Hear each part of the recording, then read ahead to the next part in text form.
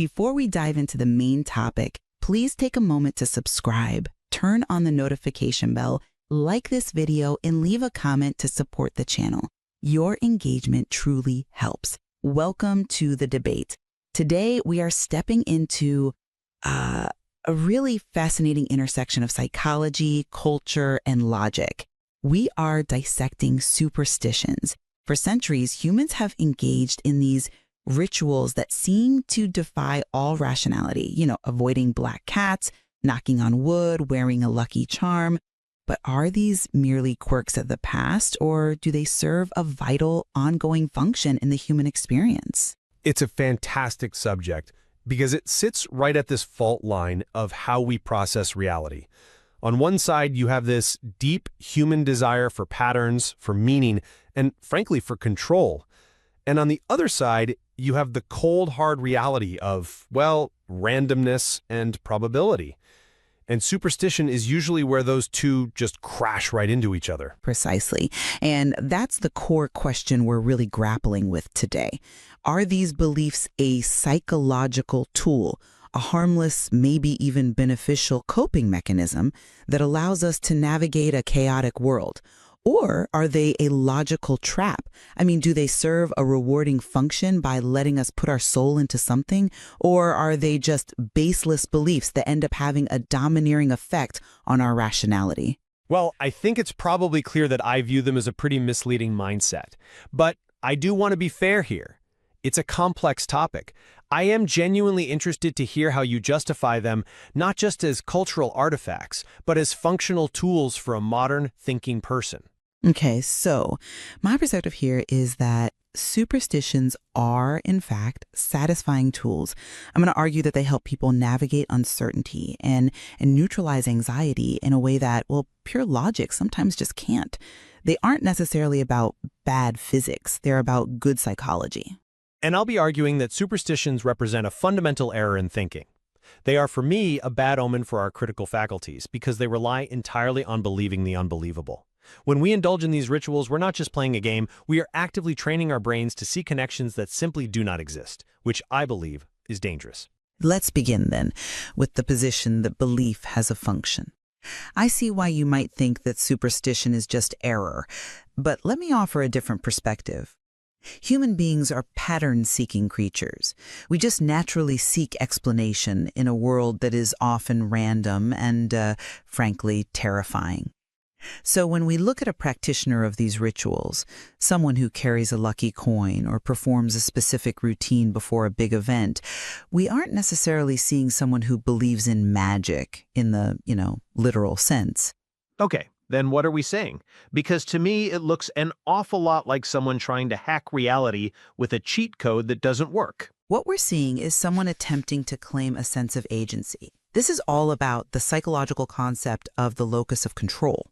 When you engage in a ritual, you put your effort into something. And even if the mechanism isn't scientific, the psychological result is very real. It makes the experience satisfying, rewarding, because it reduces that feeling of helplessness. It lets a person feel like they are participating in their own fate, rather than just, waiting for it to happen to them. In a high-stakes situation, that feeling of agency can actually improve performance. I see the emotional appeal, I do. And I acknowledge that action bias, this preference to do something rather than nothing, is a very strong evolutionary trait. But I have to push back on the idea that this is rewarding in the long term. I come at it from a different angle. To me, this is a very slippery slope. When you start validating these rituals as agency, you're encouraging a misleading worldview. You're telling people that unrelated actions can somehow influence outcomes. You are, in essence, validating a lie simply because it feels good. But if it works?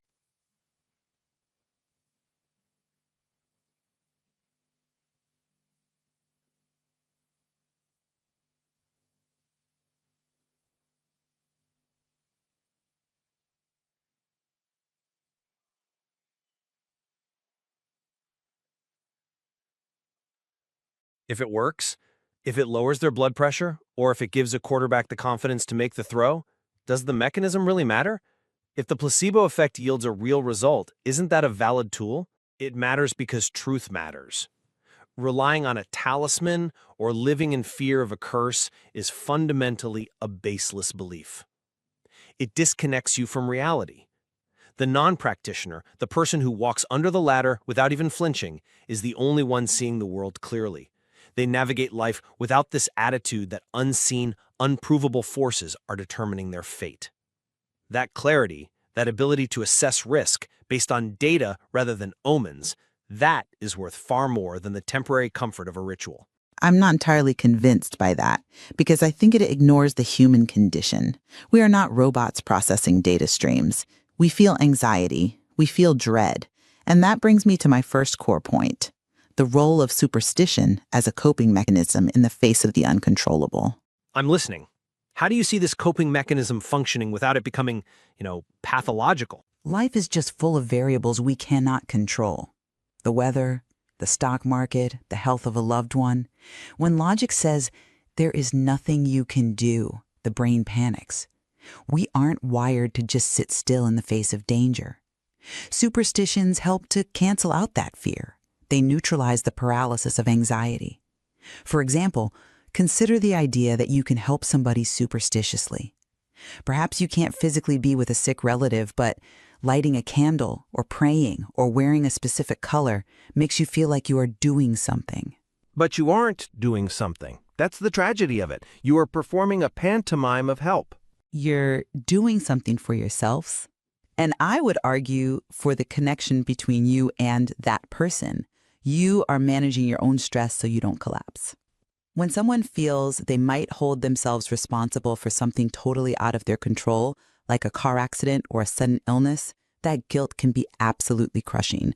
A ritual allows them to process that emotion. It externalizes the worry into an action. I'm sorry, I just don't buy that that's healthy. And let me tell you why. You use the phrase, help somebody superstitiously. That phrasing itself reveals the danger. You aren't helping them. You're soothing yourself with a delusion.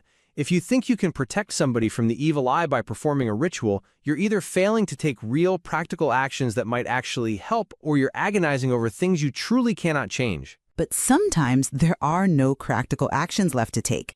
That is exactly the point. When medicine has done all it can, or when the job interview is over and you're just waiting for the call, logic offers no comfort there. Logic just says, wait. Then the rational response is acceptance, not magic. My concern is that this mindset has a domineering effect. The rituals stop serving the person starts serving the ritual. They become afraid to leave the house without their charm. They become obsessed with signs. You mentioned holding yourself responsible. Superstition actually creates false responsibility. If you believe your thoughts or your lack of ritual caused a misfortune, you are adding unnecessary guilt to a random tragedy. You are blaming yourself for the geometric chaos of the universe. That's a fair concern, specifically regarding pathology. I agree. We don't want people developing OCD-like symptoms. But I think we need to distinguish between misfortune and bad luck. Misfortune is a factual event. You lost your wallet. Bad luck is the narrative we attach to it to make it bearable. Attributing it to bad luck can actually be liberating. It means it wasn't your fault. It was just the universe. It shifts the blame off the ego. Or it prevents you from analyzing why you lost the wallet. Maybe you were careless. Maybe your pocket has a hole in it. Attributing it to bad luck or a bad omen prevents learning. It creates a cognitive blind spot where we refuse to analyze our own errors because we've scapegoated the supernatural. That's an interesting point, though I would frame it differently. I think there's a balance. But let's pivot to the social dimension of this, because superstitions aren't just private mental habits. They're communal. A lot of what we call superstition is actually a form of social regulation. In what sense? You mean like folklore? Deeper than folklore. Think about the concept of the evil eye, or the fear of attracting envy. In many cultures, these beliefs function as a check on arrogance. They are, in a strange way, charity-based.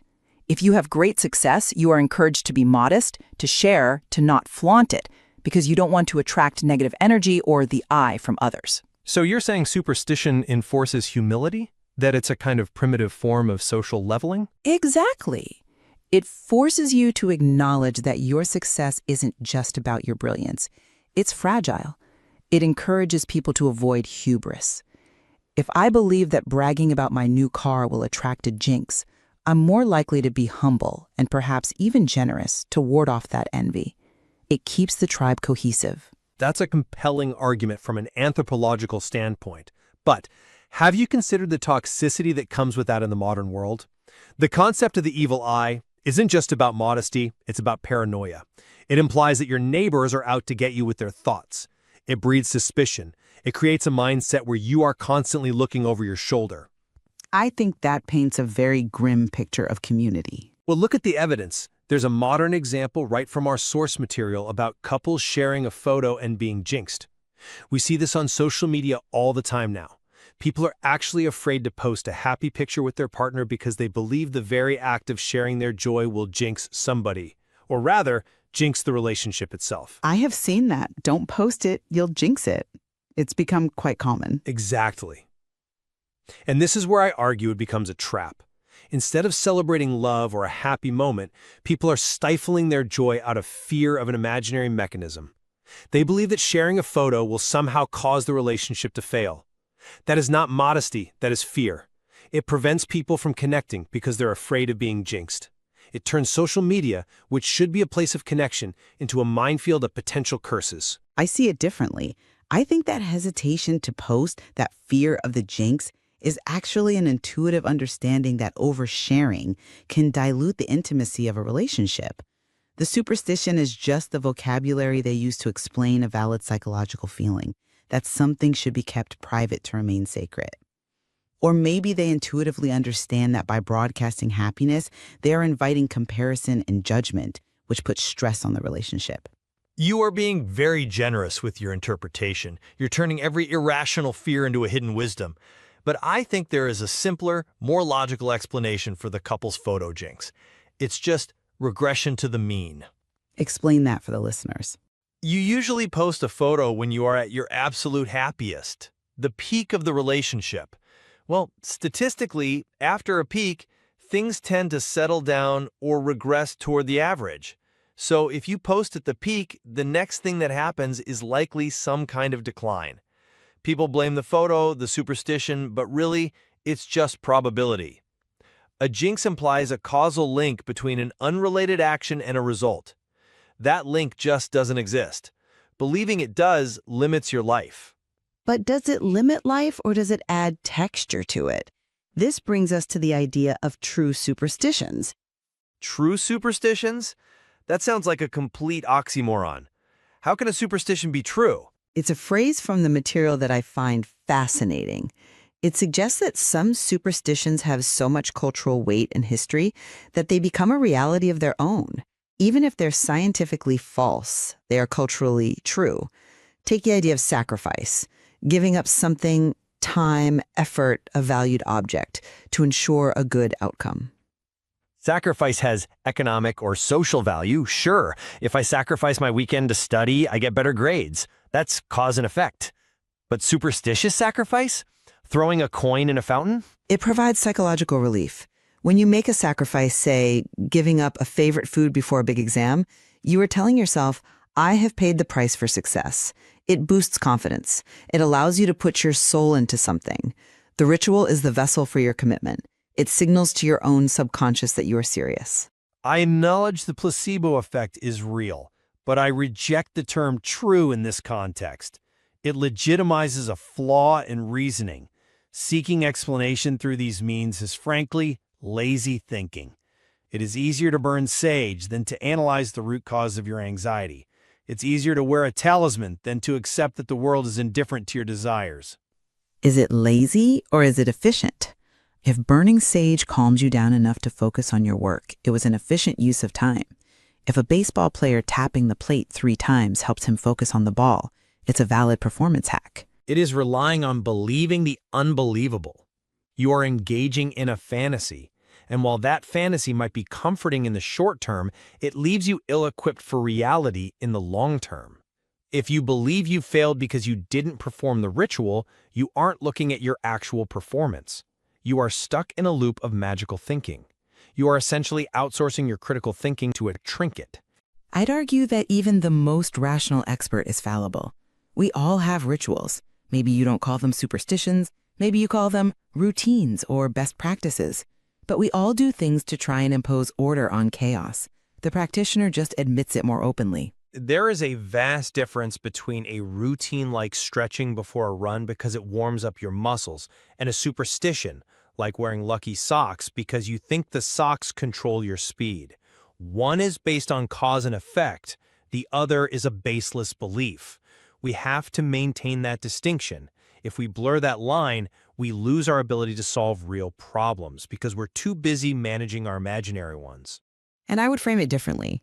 I think the lucky socks are a psychological anchor.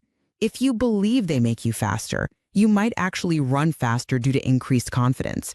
The mind controls the body. So the superstition becomes a tool for performance enhancement. It's psychosomatic, yes, but the results are physical. That is the Dumbo's feather argument, from the Disney movie. The elephant thinks he can only fly holding the feather.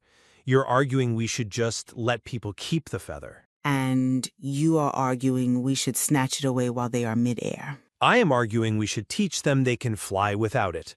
Wouldn't it be better to teach people they don't need the lucky socks, that their skill is their own? That empowers the individual. Superstition empowers the object. Perhaps.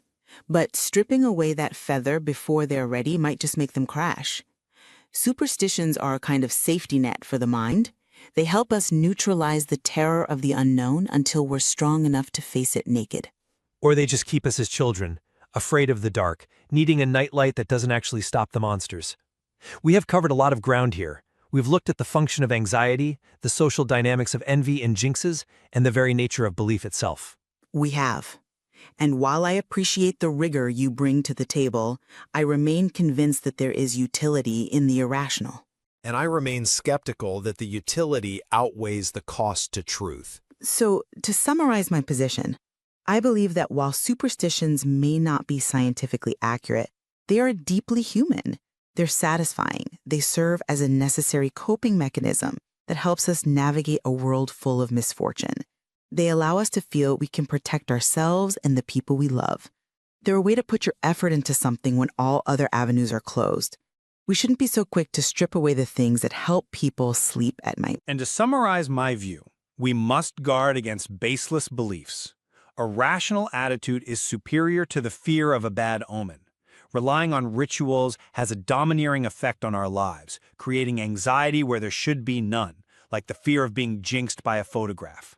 Being a non-practitioner isn't about lacking soul, it's about having the courage to face the world as it is, without the crutch of false logic. Real agency comes from understanding cause and effect, not from rolling dice and hoping for magic. It is interesting, though. Whether you use a talisman or you use cold logic, we are both really trying to do the same thing. Which is? We're both trying to control misfortune. We're both trying to find a way to live with the knowledge that bad luck can strike at any moment. You build a fortress of logic. I build a fortress of ritual. But we are both hiding from the same storm. On that, I think we can agree. The desire for control is universal. The terror of randomness is something we all share. The method of dealing with it is simply where we differ. Indeed. And perhaps there is more to explore in the material, especially regarding how these beliefs evolve in the digital age, with algorithms becoming our new oracles. But for now, we have to leave it there. Thanks for watching. Please don't forget to subscribe, turn on the notification bell, like, and leave a comment to support the channel.